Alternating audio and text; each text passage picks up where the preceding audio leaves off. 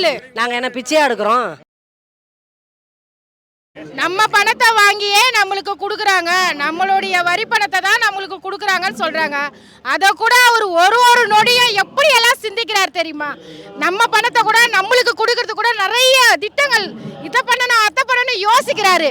இந்த பொண்ணு கூட போனா இந்த பொண்ணு கூட போனோம்னு யோசிக்கல, இந்த ஃபங்க்ஷன் போலாமா அந்த ஃபங்க்ஷன் போனாலும் யோசிக்கல. ஒரு நாளும் பெண்களுக்காக, பெரியவங்களுக்காக, சின்ன பசங்களுக்காக, ஒரு அனாத குழந்தைங்களுக்கு கூட அவரு அவ்வளோ ஒரு யோசிக்கிறாரு. அந்த மாதிரி யோசனை அவனுக்கு இருந்தா பெத்தவங்களை வீட்டில் வச்சிருப்பான், பொண்டாட்டிக்கு ஃப்ரீடம் கொடுத்துருப்பான். பொண்டாட்டிக்கு சுதந்திரம் தராத அவன் பெண்களுக்கு சுதந்திரத்தை கொடுத்துருவாரா? சொல்லுங்க, கொடுப்பாரா? அப்புறம் எப்படி கேக்குறீங்க? திரிஷாவை வச்சிருக்கிற நம்ம சொல்லக்கூடாது, புரியுதுங்களா? அவனுக்கு இருக்கணும் அறிவு. ஃபர்ஸ்ட் நம்ம வீட்ல இருக்க பெண்களுக்கு மதிப்பு கொடுக்கணும், அப்புறமா மத்தவங்களுக்கு கொடுக்கணும்னு. உனக்கு வீட்லயே கொடுக்க துப்பு கிடையாது. நீ அவர் ஒருத்தலன்னு அதுதான்பா சங்கீதா நீ ஒருத்தலன்னு சொன்னா எங்க போய் வச்சுப்பா மூஞ்ச சொல்லு, எங்க போய் வச்சுப்பா? ஒருத்த இல்லாம தான் 2 குழந்தைய பெத்தானா சொல்லு. எப்படி சொல்லுவான் அவன்? பொண்டாட்டிய சரியில்லைன்னு சொல்றதுலாம் ஆம்பளை கிடையாது. அவ திருப்பி சொன்னா நீ ஆம்பளையே கிடையாது, போதுமா? உனக்கு பிறகுன்னு சொன்னா என்ன பண்ணுவ? ஏன் பேசுறாங்கன்னா வேற வழி இல்ல உங்களுக்கு, வேற எதை பத்தி பேசுறதுக்கு இல்ல. எல்லாமே நம்ம தளபதி செய்யறாரு, குறை சொல்றதுக்கு இல்ல. அவனுக்கு இது ஒரு வழி, அவ்வளவுதான். எப்பா அந்த 2500 ரூபாய் கூட 2000 ரூபாய் நம்ம கொடுக்குறோம், எப்படியே வர முடியாதுன்னு தெரியும். அதனால 2500 ரூபாய் கொடுக்குறோம். அவருக்கு ஆசையா கொடுக்கலனா கூட சரிப்பா, எங்க ஓட்டு அவங்களுக்கு தான்ப்பா. புரியுதா? நீ என்ன நடக்கிற? உன்னோட உறுப்பினருக்கு நீ என்ன பண்ணிருக்க? உன்னோட கொள்கை என்ன சொல்லிருக்க? அங்கிள் ஆண்டி இது சொல்றதுக்கு தான் உங்க ஜனத்தை கூட்டுறியா? எங்க மாநாட பார்க்க சொல்லு, எங்க மாநாட பார்த்துட்டு அதை பார்த்து நடந்துக்க சொல்லு. ஒரு உறுப்பினர் கூட்டனா எப்படி கூட்டணும் அது முதல்ல தெரிஞ்சுன்னு செய்ய சொல்லு. அதை விட்டுட்டு தேவையில்லாத பேச்செல்லாம் பேசக்கூடாதுன்னு சொல்லுங்க. நீங்களே சொல்லுங்க, பத்திரிகையாளர் தான் மெயின். ஒரு சாக்கடையில கல்ல போட்டாலும் கடப்பாரை போட்டாலும் நாத்த நம்ம பக்கம் தான் அடிக்கும்.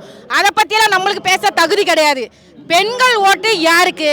நம்ம தளபதிக்கு தான், புரியுதா? பெண்களுடைய உரிமையை பேசுறதுக்கு அவனுக்கு தகுதியே கிடையாது. சினிமா நடிக்கிறானா எல்லாருக்குமே பிடிக்கும், ஒரு நடிகரா இருந்தா எல்லாருக்குமே பிடிக்கும். அரசியல் வேற, நடிகர் வேற. நம்ம புரட்சி தலைவர் இருந்தாரு, அப்ப அவரு பண்ணாரு, அப்ப ஆரம்பத்திலே பண்ணாரு. நம்ம கலைஞரோட சேர்ந்து தான் இருந்தாரு, புரியுதுங்களா? அவரை மாதிரி ஆட முடியாது, விஜயகாந்த் மாதிரி கூட ஆட முடியாது, புரியுதுங்களா? ஆனா நீ நடுவுல நான் இப்படி அப்படி சொன்னா நான் சொல்ல வேணாம், உங்களுக்கே தெரியும். நான் சொல்றதுக்கு ஒண்ணுமே கிடையாது. திமுக வளர்ச்சி அடையுதுன்ற எண்ணத்துல அதை பத்தி தான் நிறைய பேர் பேசத்தான் செய்வாங்க. ஒருத்தவங்க வளர்றாங்கன்னா பேசுறாங்கன்னு அர்த்தம், எல்லாருடைய பார்வையும் அவங்க கிட்டதான் இருக்குதுன்னு அர்த்தம்.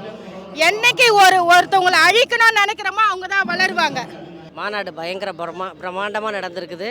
யாரும் எதிர்பாராத அளவுக்கு இன்றைக்கி திருச்சி மாவட்டமே ஸ்தம்பிச்சு போச்சு. இன்றைக்கி அந்த அளவுக்கு நான் நிறைய வெளியூர்லேருந்து வந்தவங்களாம் உள்ளே கூட ஒரு சில நுழைய முடியாத அளவுக்கு டிராஃபிக்லாம் நீங்களே பார்த்துருப்பீங்க. ஏன்னா இது எங்கள் அமைச்சர் தலைமையில் நம்மளுடைய மாண்புமிகு கே நேரு அவர் மாநாடு எப்படி இருக்குன்றது தமிழ்நாட்டுக்கே தெரியும். ஒரு அம்மா பேசுது ஒரு விஜய் கட்சியிலேருந்து. அந்த அம்மா கிட்டத்தட்ட பார்த்திங்கன்னா அதுக்கு ஒரு குறைஞ்சது 20 வயசாவது இருக்குன்னு நினைக்கிறேன். இன்றைக்கி எவ்வளோ ஒரு வல்கராக அந்த அம்மா பேசுது, ஒரு புரிதல் இருக்கா, ஒரு பக்குவம் இருக்கா? ஒரு கட்சியில் ஒரு தலைவர் எப்படி இருந்தாலும் அதை ஒரு கீழே உள்ளவங்க விமர்சனம் பண்ண மாட்டாங்க. ஆனால் அந்த பொண்ணு ஒரு அடல்சன் கேர்ள்ஸ் மாதிரி தெரியுது, அவங்க பேசுகிறாங்க.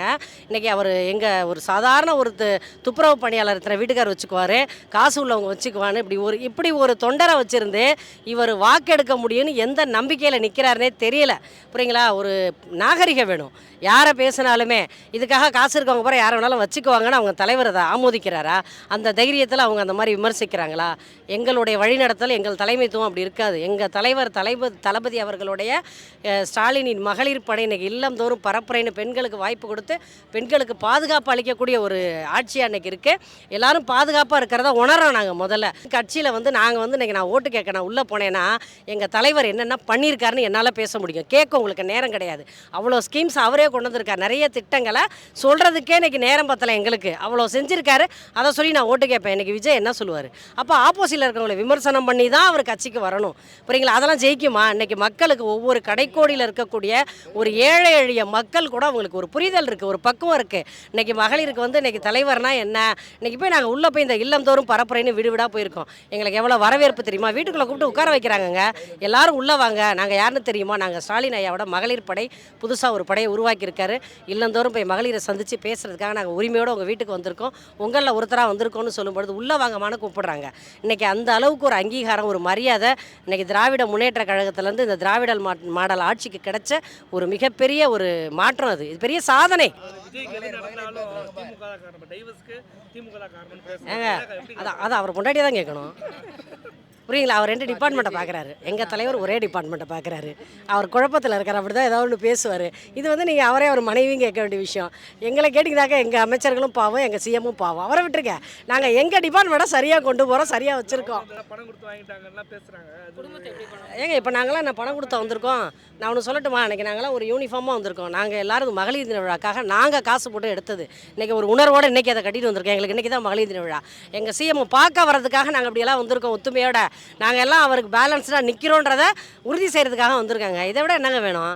மகளிருடைய சப்போர்ட்டே போதுங்க அவருக்கு. எங்கள் தொண்டர்கள்லாம் நான் கூட இருந்து எங்களுக்கு பின்னாடி இருந்து எங்களை வழி நடத்துவாங்கங்க. இருக்கிற ஆண்கள் படை எங்களை வழி நடத்தி கொண்டு போவாங்க. நீல் குஞ்சுகள்னு சொல்கிறீங்கள, அவங்களுக்கு புரிதல் இல்லை. முதல்ல ஓட்டு இல்லை, முதல்ல அவங்களாம் ஓட்டு போடணும். அன்னைக்கு அவங்களுடைய அந்த வாக்குரிமையை அவங்க பேலன்ஸ் பண்ணிவிட்டு அதை நிலைநிறுத்திட்டு அவங்க வாக்குரிமையை பயன்படுத்திட்டு அன்னைக்கு அந்த பசங்களுக்கு யாரை தேர்வு செய்யணும், யாரை ஒரு சிஎம்மாக உருவாக்கணுன்ற பக்குவம் இருக்கட்டும். இன்றைக்கி அவங்க அம்மா சொல்கிறதே கேட்க மாட்டாங்க, நீங்கள் நானும் சொல்கிறதே கேட்க போகிறாங்க.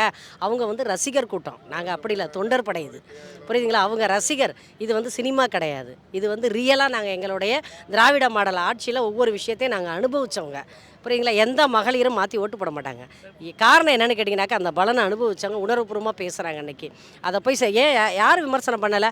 இன்றைக்கி இலவச பேருந்து பயணம் கொடுத்துருக்காரு. அந்த விடியல் பயணத்தில் வந்து போகிறவங்கள அதை கூட தான் பிங்க் பஸ்ஸுன்னு இன்றைக்கி விமர்சனம் பண்ணாங்க. அதே எப்படி உங்கள் எடப்பாடியார் இப்போ திரும்ப வந்து நான் கொடுக்குறேங்கிறாரு. அப்போ நாங்கள் கொடுத்தா விமர்சனம் பண்ணுவீங்க, நீங்கள் கொடுத்தா சரியாயிருமா? இப்படி தாங்க எல்லா கட்சியினருமே இருக்காங்க. அதெல்லாம் வேலைக்கு ஆகுமா? இருங்க, நாங்கள் என்ன பிச்சையாக எடுக்கிறோம்?